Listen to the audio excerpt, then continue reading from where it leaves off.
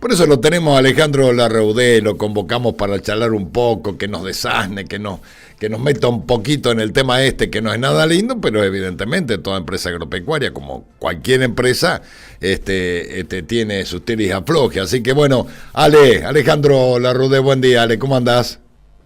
Hola, buen día, Palito. Un gusto estar contigo. ¿Cómo va todo? ¿Bien? Todo muy bien. Te escuchaba que vos decís que con todo no podés, a veces hasta los contadores no podemos controlar las normas. Bueno, he escuchado también eso de los contadores, ¿eh? He escuchado eso que es terrible, terrible. Bueno, y todo continúa. Esto, ¿se avisora algo que puedan llegar a ver todo este sistema tributario? Se habla muchas veces que hacerlo en 1 o 2 impuestos nada más y que todo... ¿Cómo está la cosa con todo esto? Sí, esto venimos hablando de hace años, ¿no es cierto? Que Argentina necesita un sistema tributario con muy poquitos impuestos. Sería mucho más fácil para controlar para el Estado y mucho más fácil para el contribuyente no tener tanta carga administrativa. Eso es una realidad que no se ha logrado aún, que sí se han eliminado algunas cosas. Y lo bueno de esto, para un día lunes empezar a hablar de impuestos medio duro, pero lo bueno que tenemos ahora vigente es el RINI. Eso es algo a ver. de un incentivo, claro, a las medianas inversiones. Eso trae una consecuencia directa en la carga tributaria en baja, o sea que la empresa agropecuaria, utilizando este régimen, adhiriéndose a este régimen y haciendo las inversiones que hay que hacer, va a tener una diferencia sustancial en el impuesto a las ganancias. Uh-huh. ¿Por qué de esto? Porque, viste, cuando una empresa compra algún bien de uso, ya sea un tractor, una maquinaria, se hace un galpón, construye un galpón, sí. todo eso, todo ese gasto, que en principio la gente dice tengo un gasto, en realidad es una inversión, uh-huh, o es un bien de uso. Y ese valor no se manda al estado de resultados como un gasto de este ejercicio. Eso se envía en varios años a través de lo que conocemos como la amortización. Está, entonces, por ahí un bien de uso tiene una vida útil de 10 años, entonces vos comprás, suponete, una cosechadora de alto valor, vos a lo mejor desembolsaste de contado o en 2 o 3 cuotas, vamos a suponer, o sea, dentro de este ejercicio desembolsaste un montón de dinero, claro, el flujo de fondos se te achica enormemente, pero el impuesto a las ganancias sigue siendo alto. ¿Y cómo es eso? Claro. Porque la realidad es que vas a descontar en esa maquinaria que se amortiza en 10 años, es decir, dividir en 10 años el valor del bien y mandarlo una décima parte por año durante 10 años como gasto. Entonces te encontrás con que el impuesto a las ganancias, en vez de 100 menos 100 de gasto, es 100 menos 10. Y vas a tener que tributar. Ale, esto, no, por favor, continúa. No, era decirte que esto del régimen de incentivo a las medianas inversiones te permite, uno de los beneficios que tiene, porque tiene 2 grandes beneficios, te permite, sobre todo en esto de la amortización, es tener una amortización acelerada. Es decir, en lugar de este ejemplo que yo te ponía, de 10 años amortizarlo en 1 o 2 años. Entonces ahí sí, la empresa va a enviar como gasto el 50% o el 100% de lo que haya adquirido. Y se le disminuyó, imagínate, enormemente el impuesto a las ganancias. Sí. ¿Y quiénes pueden acceder, Alejandro? Claro, bueno, esto también es cierto que por ahí charlando con algunos productores nos comentan, dice, sí, los mínimos que han puesto, porque hay un mínimo de inversión de acuerdo al tipo de empresa que sea. ¿Viste? ¿Cuánto es? Hay una calificación de empresas que tenés desde microempresa hasta mediana empresa de tramo 2. Entonces, ahí hay que ver, hay mínimos de inversión, es decir, no podés invertir menos que eso. El mínimo es de $150.000. Por ahí mirado así parece un monto importante, pero es cierto que como esta ley tiene 2 años de vigencia, la empresa no es que tenga que desembolsarlo ya, comprar ya. todo. Vos podés ir haciendo un plan de negocio y durante la vigencia lo va haciendo de la ley paulatinamente. Exactamente, Sí, porque sí. vos fíjate que ya para el tramo más alto, el mínimo de inversión son 9 millones de dólares. Con lo cual, uno dice, bueno, no sé si voy a poder llegar, pero como tenés un plazo de 2 años, desde que se puso en vigencia la ley, te lo permite por 2 años más, es decir, va a terminar esto, para tener una idea, más o menos en mayo del 2028. Pero igual computan aquellas adquisiciones que se hayan hecho a partir de marzo, que fue cuando sale la ley, Sí. y luego se reglamenta en mayo, también se computaría. Ajá. Vamos a hacer una diferencia, porque yo creo que acá han escuchado hablar del RIMI ahora, del RIGI. El RIGI es para un régimen de incentivos para grandes inversiones, ¿no? Sí, con las mega empresas. Claro, hagamos esa comparación. Claro, que nosotros acá en la Argentina, más o menos, bueno, de acuerdo a la fuente que mires, entre el 95 y el 97% de las empresas son pymes. Es decir, que queda un margen muy chiquitito para lo que es el RIGI.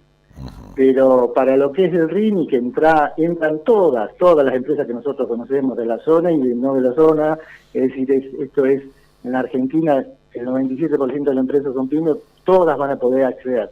No es para las grandes inversiones.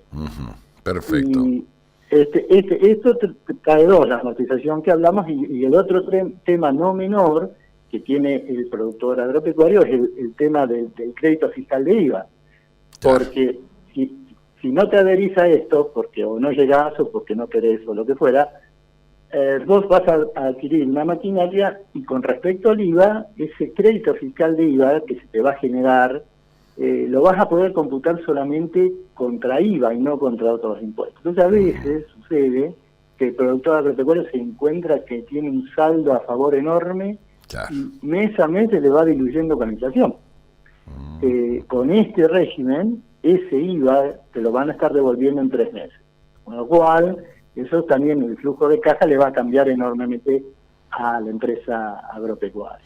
O sea, se está notando, Ale, que, a ver, ¿cómo te puedo hacer esta pregunta? Que el gobierno es consciente de toda esta presión fiscal, tributaria que hay en el sector agropecuario y trata de que de a poquito se vaya, se vaya licuando todo esto, se vaya achicando un poco, ¿o cómo va a seguir con esta presión que hay?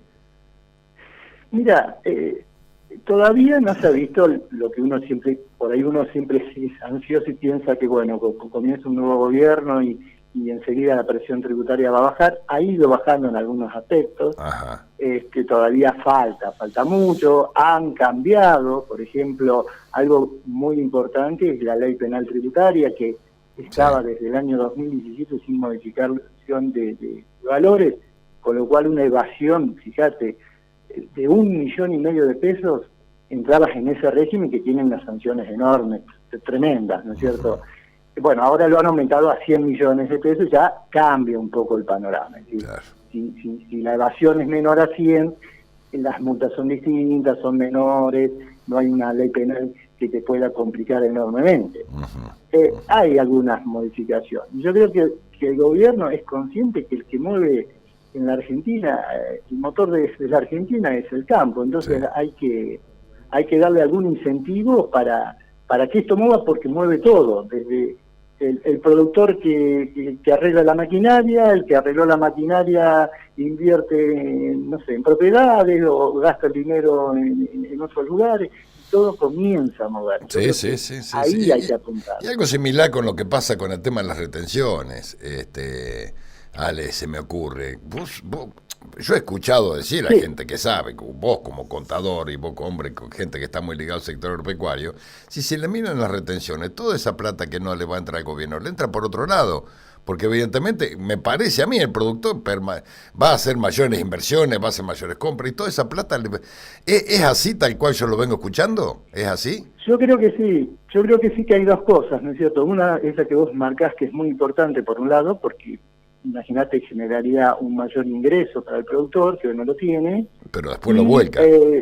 Exactamente. Y por el otro lado, con un control un poco mayor, porque la verdad, acá el problema está a quien le toca la inspección, porque nosotros sacamos en el estudio un porcentaje más o menos que tenemos de inspecciones respecto a la cantidad de clientes, y es muy bajito, Palito, es muy bajito. Quiere decir que el control no es tan que lo tiene todo el mundo. Entonces, con un mayor control, como es tal vez en países europeos y demás, el gobierno, y con tasas a lo mejor mucho más bajas de las que hoy están vigentes, o menos cantidad de impuestos, porque es una barbaridad la cantidad de impuestos, tasas y contribuciones que existen, impuesto nacional, impuestos provinciales, la parte municipal.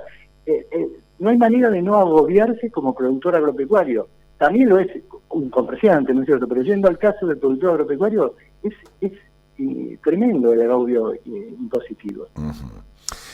Hablábamos con Alejandro Larrode el día de ayer, charlábamos un poco de qué vamos a encarar la charla, qué sé yo, y me dice algo muy importante, Palo, hay lo que va a pasar hasta el 30 de julio. A ver, ¿qué es lo que pasa? ¿Qué es el tema del régimen simplificado de ganancia? Algo de eso estuvimos hablando. Contame, a ver. Bueno, perfecto. A ver, toda la vida se vino liquidando el impuesto a las ganancias por un único régimen que existía, que es el régimen general, ¿no es cierto? Sí. Se liquidó de una manera. Ahora existe una opción que es el régimen simplificado. Es optativo. Quien quiere lo tomen, si no sigue por el régimen que venía hasta el año anterior. Exacto. Bueno, ¿esto qué cambia en principio? Cambia algo fundamental. Hasta el ejercicio anterior, todos los contribuyentes eran evasores hasta tanto demuestre el contribuyente lo contrario, ¿no? Ahora es al revés. Ahora se le pone la vara al fisco, que es el que tiene que determinar si realmente el contribuyente es evasor o no. Es decir, en principio, el contribuyente sería una persona que no evadió. Sí. Está de acuerdo a la ley. Será el organismo fiscalizador, ARCA, es AFIP, la que tendrá que demostrar que el contribuyente evadió. Y este régimen es importante porque, ¿qué es lo que trae como beneficio espectacular? A ver. Que pone en lo que conocemos como tapón fiscal. Es como un murallón hacia los años anteriores, ¿no es cierto? 2024, 2023 y anteriores. Entonces, aquella persona que haya tenido algún error, involuntario o voluntario, no importa, pero que cumpla de ahora en más con este régimen simplificado, el fisco no va a poder ir hacia atrás. Es decir, si hay algún error, quedó como perdonado. Ese sería hablando en criollo. Y los grandes contribuyentes, no me doy cuenta, ¿estos fueron contemplados en esta iniciativa? No, esto en realidad está hecho para personas humanas y empresas unipersonal. Por ejemplo, una sociedad anónima, una SRL, por mencionar dos sociedades las más conocidas, no podrían entrar en esta régimen. Está pensado para personas humanas y para empresas unipersonales.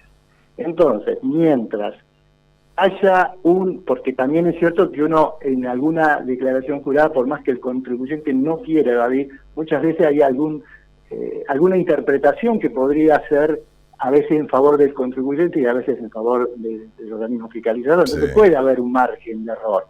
Y esa vez, por suerte, lo ha contemplado. Y dice que si vos tenés un margen de error de un 15%, seguirías estando dentro de buen cumplidor. Con lo cual, vamos a suponer un ejemplo sencillo. Vos declaraste 90 a pagar y el fisco vino, te revisó y dijo, no, mira, te equivocaste, era 100. Entonces llegaste al 10% de error, 10, 11, 12, 13, 14, hasta el 15 te dejo ese margen de error, pagar esa diferencia que te encontramos con los intereses, pero seguís dentro de buen cumplidor, dentro de esta ley de inocencia fiscal. Y con lo cual tenés ese famoso tapón fiscal. Claro, eso es algo muy, muy, muy importante. Complicadito, los amigos que no estamos en tema realmente, pero bueno, hay que interiorizarse sobre todo esto. Algo me estaba leyendo el otro día, algo que este proyecto nunca fue tratado por el Congreso. No, lo que sí, lo que así? está ahora, el tema es así. Ahora hay una modificación a todo esto que estuvimos charlando, que ya se trató y ahora faltaría tratar en el Congreso, que es ese 15 margen de error que te estaban diciendo, puede llegar a superarse en el caso que la diferencia sea hasta 5 millones de pesos. Es decir, si vos te equivocaste y si lo que encuentra el fisco es, vamos a suponer, el 20%, como estaba antes la ley, quedabas fuera. Ahora te dice, bueno, podés no quedar afuera, mientras tanto, ese margen que te excediste, pero que sea menor a 5 millones de pesos. Si es así, seguís dentro de la ley de inocencia fiscal. Ah, perfecto. Esto fue presentado por Esper, que fue candidato a...